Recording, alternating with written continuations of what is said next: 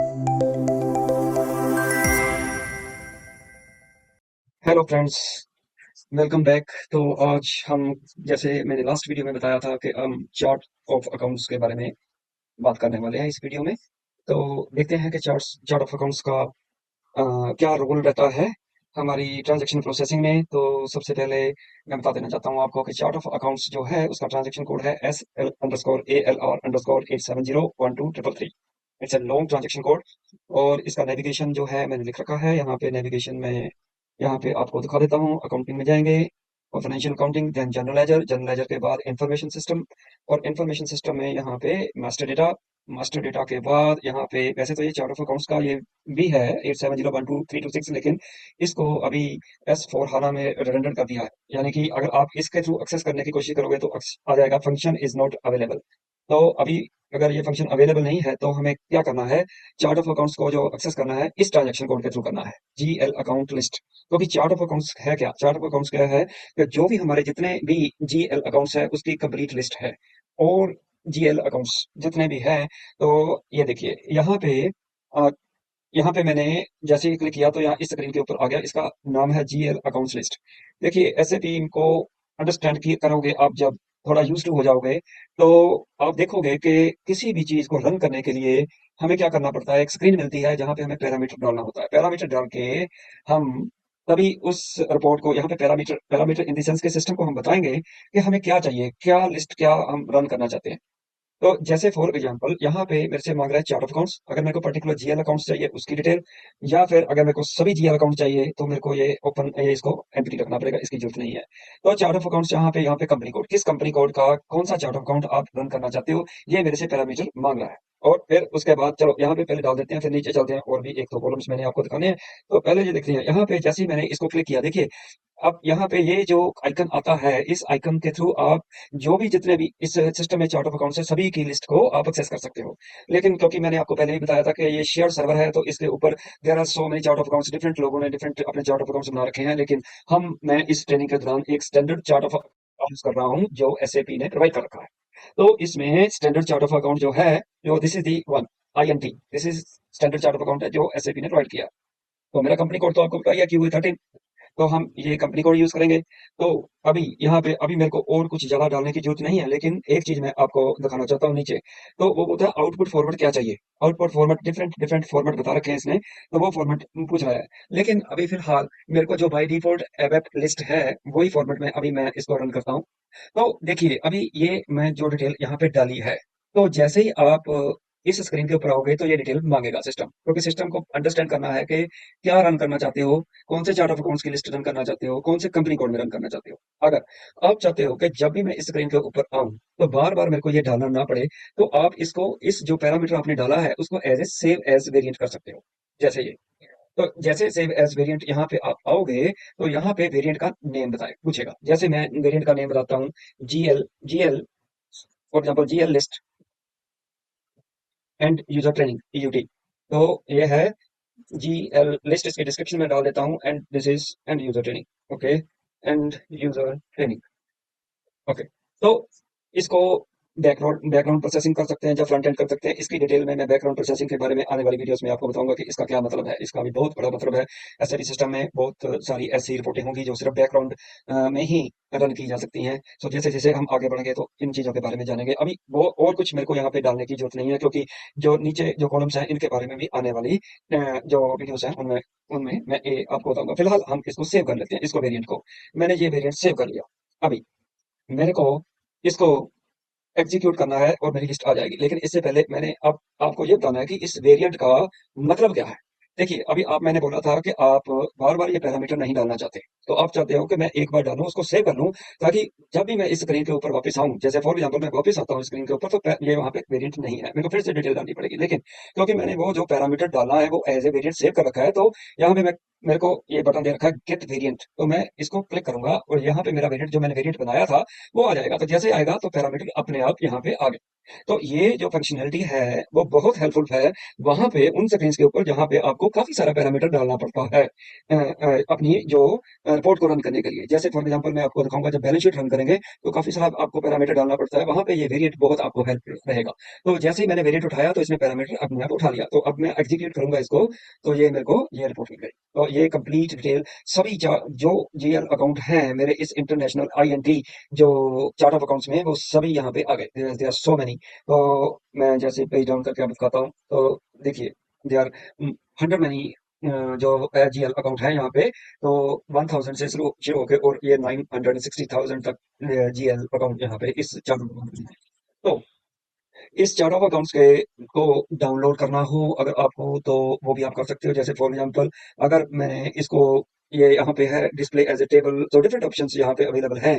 तो list overview अगर मेरे को देखनी है तो गेट जीएल लिस्ट अकाउंट को मैं चूज करता हूँ, तो ये सेम चीज भाई जो मेरे को दिखा रहा है यहाँ पे आ जाएगी। तो यहाँ पे अगर मेरे को एक चीज मैं जो आपको बताना चाह रहा हूँ वो है ये SAP list viewer. This is very very very good functionality provided by SAP.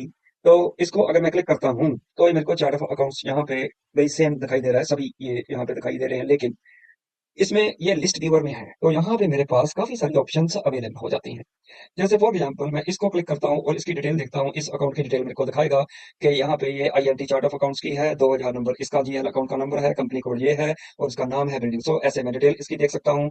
और उसके बाद इसको मैं यहाँ पे सॉर्ट कर सकता हूँ असेंडिंग और डिसेंडिंग ऑर्डर में। जैसे फॉर एग्जांपल मैं अगर इसको चार्ट ऑफ अकाउंट्स इस कॉलम को सिलेक्ट करता हूँ, सोल्व कॉलम को यहाँ पे सिलेक्ट करने के बाद अगर मैं इसको सॉर्ट इन डिसेंडिंग ऑर्डर कर देता हूँ, तो ये इसने मेरे को डिसेंडिंग ऑर्डर में इसको सॉर्ट कर दिया, यानी कि 960,000 जो लास्ट अकाउंट था वो ऊपर आ गया। सो यहाँ से रिड्यूसिंग ट्रेंड में यहाँ पे आ गया। तो फिर मैं वापस इसको असेंडिंग ऑर्डर में कर लेता हूँ, तो ये आ गया। तो ये मेरे पास फंक्शनलिटी अवेलेबल हो गई। अब उसके बाद नेक्स्ट है फिल्टर। अगर मेरे को फिल्टर सेट करना है तो मेरे को फिल्टर कैसे सेट करना है, जैसे फॉर एग्जांपल अगर मेरे को यहाँ पे देखिए, यहाँ पे different chart of count, GL count, company code, long text, so ये कॉलम मेरे को डिस्प्ले हो रहे हैं। तो अभी इसको फिल्टर को मैं आगे लगाऊंगा, पहले मैं इसके बारे में बता देता हूँ। चेंज लेआउट तो क्या है कि फॉर एग्जांपल इसको और इसको दोनों फंक्शंस को मैं एड अप करने जा रहा हूँ, तो इसलिए मैं बताता हूँ कि क्या है। फॉर एग्जांपल चेंज लेआउट एक फंक्शनलिटी है। तो ये जो लेआउट है इसमें इसको हम चेंज कर सकते हैं, अपने अकॉर्डिंगली सूट कर सकते हैं, सूटेबिलिटी के अकॉर्डिंगली हम वो कॉलम्स देख सकते हैं जो हमें चाहिए। तो हो सकता है आपके पास जहाँ पे 10-12 कॉलम्स हों लेकिन आपको सभी कॉलम्स नहीं चाहिए, आपको कुछ कॉलम चाहिए जो रेलेवेंट है आपकी रिपोर्ट के अकॉर्डिंग। तो इन दैट केस आप यहाँ पे लेआउट चेंज कर सकते हो। फॉर एग्जांपल मैं यहाँ पे लेआउट डालने जा रहा हूँ। यहाँ पे देखिए ये मेरे पास 1 2 3 4 5 6 टोटल 6 जो है कॉलम्स हैं मेरी इस रिपोर्ट में। 1 2 3 4 ये 5 और 6 ये कॉलम है। 2 कॉलम्स में कुछ नहीं है लेकिन ये है मेरे पास। तो मैं चेंज करना चाहता हूँ लेआउट को। जैसे फॉर एग्जांपल मैं इस लेआउट को कैसे चेंज करता हूँ, चार्ट ऑफ अकाउंट्स का नेम मेरे को पता है तो इसलिए मेरे को ये कॉलम नहीं चाहिए, और और ये इंडिकेटर्स भी अभी फिलहाल मेरे को नहीं चाहिए। तो मैं क्या करता हूँ कि इस पर्टिकुलर कॉलम को यहाँ से उठाता हूँ और इसको इस राइट साइड के ऊपर हाइड सिलेक्टेड फील्ड्स, यहाँ पे क्या है शो सिलेक्टेड फील्ड। सो दो ये इंडिकेटर दे रखे हैं। अगर मेरे को हाइड करना है तो ये इंडिकेटर मैं यूज करता हूँ। मैं कहता हूँ चार्ट ऑफ अकाउंट्स जो कॉलम है ना उसको हाइड कर, इसको मेरे को नहीं चाहिए। तो उसके बाद ये जो दो कॉलम है ये, this is indicator in account marked for deletion, ये कॉलम और ये दो कॉलम मेरे को नहीं चाहिए। तो एक कॉलम तो मैं इसको कर देता हूँ, चलो एक कॉलम रहने देते हैं। तो मेरे पास अभी 6 में से 4 कॉलम हो गए। तो ये 4 कॉलम को अगर मैं देखता हूँ तो ये देखिए लेआउट चेंज हो गई इसकी। तो अभी मेरे पास सिर्फ 4 कॉलम्स रह गए, 2 कॉलम्स जो मैंने हटा दिए वो मैंने खत्म कर दिया यहाँ पे। तो अभी मेरे को ये लेआउट जो है वो बार बार चाहिए, इसी इसी लेआउट में मेरे को रिपोर्ट रन करनी है। मेरे को लेआउट जो है वो इसके लिए मैं, क्योंकि मेरे को इसी लेआउट में रिपोर्ट बार बार रन करनी है, मैं बार बार जब ये रिपोर्ट रन करूंगा तो मैं बार बार इसको चेंज नहीं करना चाहता। तो इन दैट केस मैं क्या करूंगा, इसको सेव कर लेता हूँ इस लेआउट को। इस लेआउट को सेव करने के लिए क्या ऑप्शन अवेलेबल है यहाँ पे देखिए। यहाँ पे मैं इस लेआउट का नेम रख देता हूँ GL underscore and user training 1, इसका नाम दे देता हूँ मैं। ठीक है, तो इस लेआउट का नाम कुछ भी डिस्क्रिप्शन लिख सकते हो आप, जीएल लिस्ट 1 ईयूटी, इसका ये नाम रख देते हैं। अब देखिए इस लेआउट को अगर मैं ये कॉलम को क्लिक कर सेलेक्ट कर लेता हूँ इस चेक बॉक्स को, तो इसका मतलब है डिफॉल्ट, यानी कि जब मैं रन करूंगा रिपोर्ट बाय डिफॉल्ट ये जो 4 कॉलम्स हैं वही सेलेक्ट होंगे और वही आएंगे। जैसे फॉर एग्जांपल मैं करके दिखाता हूँ, फिर मैं यूजर स्पेसिफिक जो इंडिकेटर है उसके बारे में बाद में आपको बताता हूँ। फिलहाल ये देखिए, तो जब मैं यहाँ पे दोबारा रन करता हूँ रिपोर्ट को, देखिए जीएल अकाउंट लिस्ट, और मैं गेट वेरिएंट करता हूँ अपना, ये वेरिएंट मैं ले लेता हूँ और इसको मैं एग्जीक्यूट कर देता हूँ।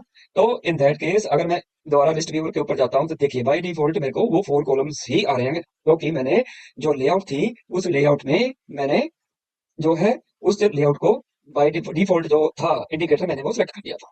तो फिलहाल अभी देखते हैं, तो क्योंकि वो मेरे ऑलरेडी लेआउट जो है मेरी सेव्ड है, तो अगर मेरे को इस लेआउट को अभी फिलहाल चेंज करना है या डिलीट करना है, मान लीजिए ये लेआउट अभी मेरे को नहीं चाहिए, इसको मेरे को चेंज करना है, तो इसको मैं डिलीट यहाँ से कर सकता हूँ।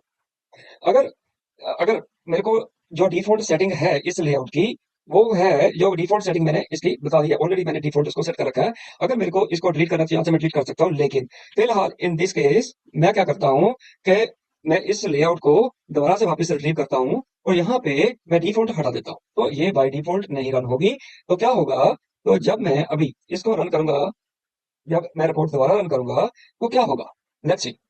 तो फ्रॉम स्क्रैच मैं दोबारा से रन करता हूँ, गेट वेरिएंट करता हूँ, गेट वेरिएंट कर लिया, अभी एग्जीक्यूट करता हूँ, तो लिस्ट व्यूअर को एक्सेस करता हूँ, तो देखिए बाय डिफॉल्ट उसने रन नहीं किया, और जो लेआउट इसकी जो है, जो एक्चुअल लेआउट है उस लेआउट में इसने रिपोर्ट को रन कर दिया। अभी मेरे को वो लेआउट में रिपोर्ट चाहिए जो लेआउट मैंने ऑलरेडी बना रखी है, तो मैं सेलेक्ट करता हूँ लेआउट। तो जब मैं लेआउट सेलेक्ट करता हूँ तो यहाँ पे ये मेरी रिपोर्ट उस लेआउट में चली गई जो लेआउट मैंने बना रखी है। ठीक है, तो अभी लेआउट के बारे में बात हो गई। तो इन केस अगर एक पॉइंट रह गया इस लेआउट में बताने के लिए, वो भी मैं बता देता हूँ। ये है यूजर स्पेसिफिक। अगर मेरे को ये चेक बॉक्स सिलेक्ट करना है, पहली बात तो ये कि मेरे को ये बैक स्लैश है जो यहाँ से हटाना पड़ेगा। सेकंड बात यूजर स्पेसिफिक का क्या मतलब है। यूजर स्पेसिफिक अगर मैं इंडिकेटर सेलेक्ट कर लेता हूँ तो इसका मतलब है कि सिर्फ इसको मैं ही यूज कर सकता हूँ। ये मैं क्योंकि एज ए यूजर जो है मेरे मेरे के लिए ही है, ये सिर्फ यानी कि मैं मेरे के लिए स्पेसिफिक है। इस पर्टिकुलर यूजर के लिए जो यूजर इसको बना रहा है उसके लिए ही है। तो दूसरा जो टीम मेंबर है, आपका जो टीम मेंबर है वो इस लेआउट को यूज नहीं कर पाएगा। अगर आप चाहते हो कि सभी टीम जब भी यूज करें तो आप यूजर स्पेसिफिक इंडिकेटर को तो दोनों इंडिकेटर्स का तो फिलहाल मैं ये डिफॉल्ट हटा दिया, और जब मैं डिफॉल्ट हटा दिया तो जैसे मैंने पहले आपको रन करके दिखाई कि एग्जीक्यूट जब रिपोर्ट करूंगा तो जो एसएपी की जो डिफॉल्ट लेआउट है उस लेआउट में ये रिपोर्ट रन होगी।